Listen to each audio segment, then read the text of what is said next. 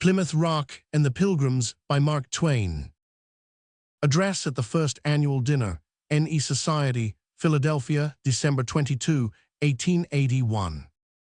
On calling upon Mr. Clemens to make response, President Rowlands said, "This sentiment has been assigned to one who was never exactly born in New England, nor, perhaps, were any of his ancestors.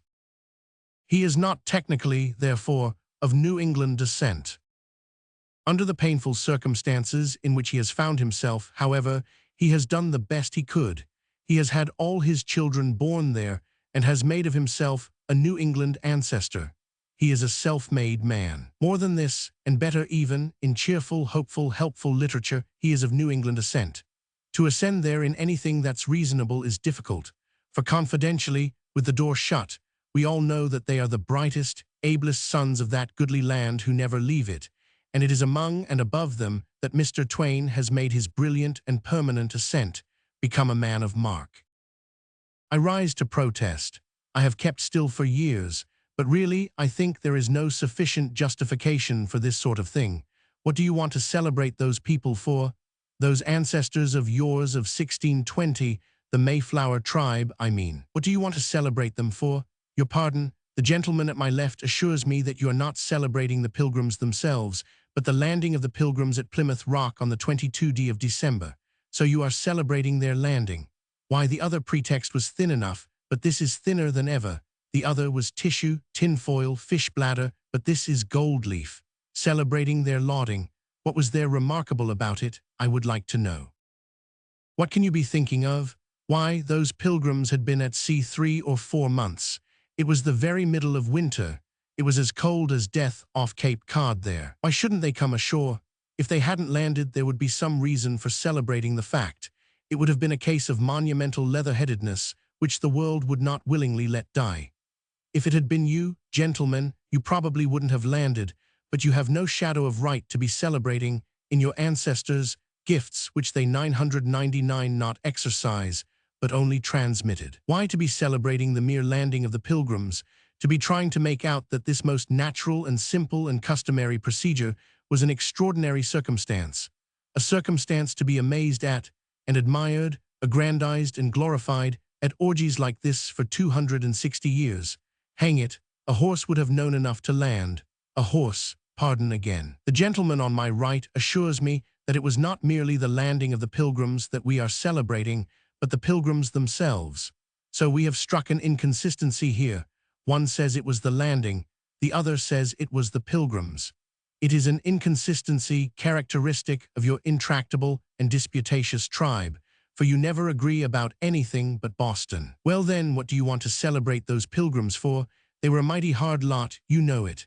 I grant you, without the slightest unwillingness, that they were a deal more gentle and merciful and just than were the people of Europe of that day. I grant you that they are better than their predecessors. But what of that?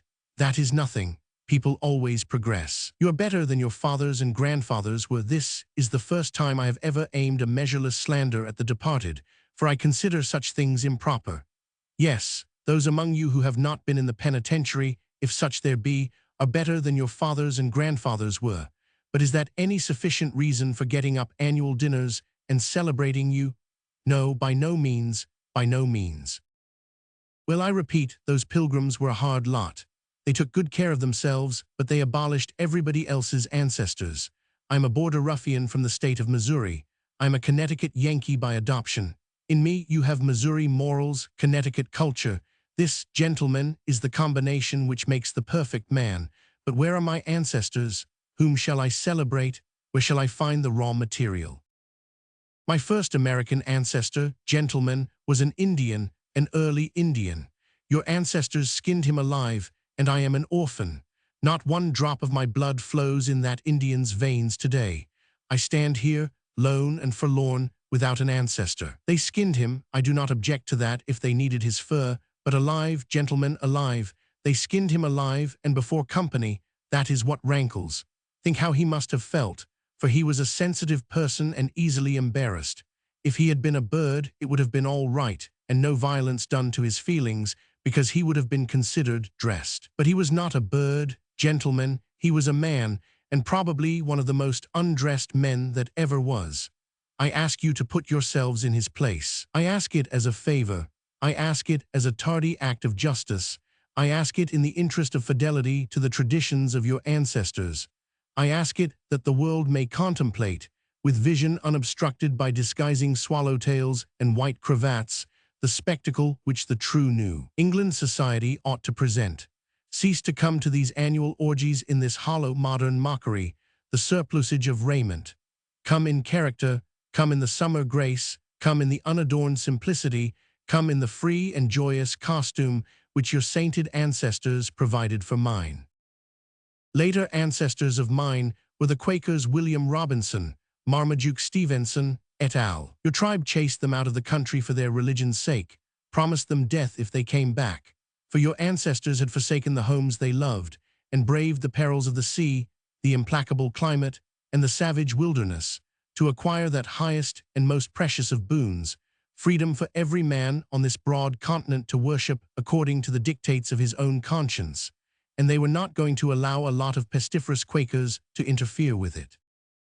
Your ancestors broke forever the chains of political slavery and gave the vote to every man in this wide land, excluding none except those who 999 not belong to the Orthodox Church. Your ancestors, yes, they were a hard lot, but nevertheless, they gave us religious liberty to worship as they required us to worship, and political liberty to vote as the Church required. And so I, the bereft one, I, the forlorn one, am here to do my best to help you celebrate them right. The Quaker woman, Elizabeth Houghton, was an ancestress of mine. Your people were pretty severe with her, you will confess that. But poor thing, I believe they changed her opinions before she died and took her into their fold, and so we have every reason to presume that, when she died, she went to the same place which your ancestors went to. It is a great pity, for she was a good woman. Roger Williams was an ancestor of mine. I don't really remember what your people 999 with him, but they banished him to Rhode Island anyway. And then, I believe, recognizing that this was really carrying harshness to an unjustifiable extreme, they took pity on him and burned him. They were a hard lot. All those Salem witches were ancestors of mine. Your people made it tropical for them. Yes, they 999. By pressure and the gallows, they made such a clean deal with them that there hasn't been a witch and hardly a halter in our family from that day to this. And that is 189 years. The first slave brought into New England out of Africa by your progenitors was an ancestor of mine, for I am of a mixed breed, an infinitely shaded and exquisite mongrel. I 1,000 not one of your sham meerschaums that you can color in a week. No, my complexion is the patient art of 8 generations. Well, in my own time, I had acquired a lot of my kin by purchase and swapping around and one way and another, and was getting along very well. Then, with the inborn perversity of your lineage, you got up a war and took them all away from me. And so, again am I bereft, again am I forlorn. No drop of my blood flows in the veins of any living being who is marketable. O my friends, hear me and reform. I seek your good, not mine. You have heard the speeches. Disband these New England societies, nurseries of a system of steadily augmenting laudation and hosanang, which, if persisted in uncurbed, may someday in the remote future beguile you into prevaricating and bragging.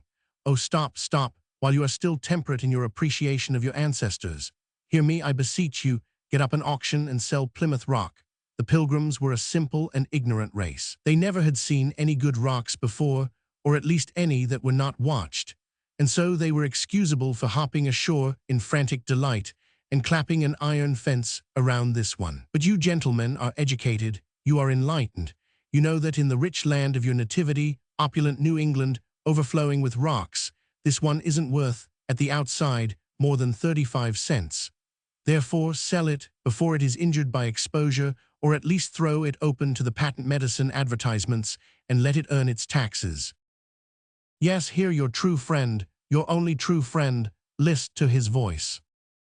Disband these societies, hotbeds of vice, of moral decay, perpetuators of ancestral superstition. Here on this board I see water, I see milk, I see the wild and deadly lemonade. These are but steps upon the downward path. Next we shall see tea, then chocolate, then coffee, hotel coffee. A few more years, all too few, I fear, mark my words, we shall have cider. Gentlemen, pause ere it be too late. You are on the broad road which leads to dissipation, physical ruin, moral decay, gory crime, and the gallows. I beseech you, I implore you, in the name of your anxious friends, in the name of your suffering families, in the name of your impending widows and orphans, stop ere it be too late.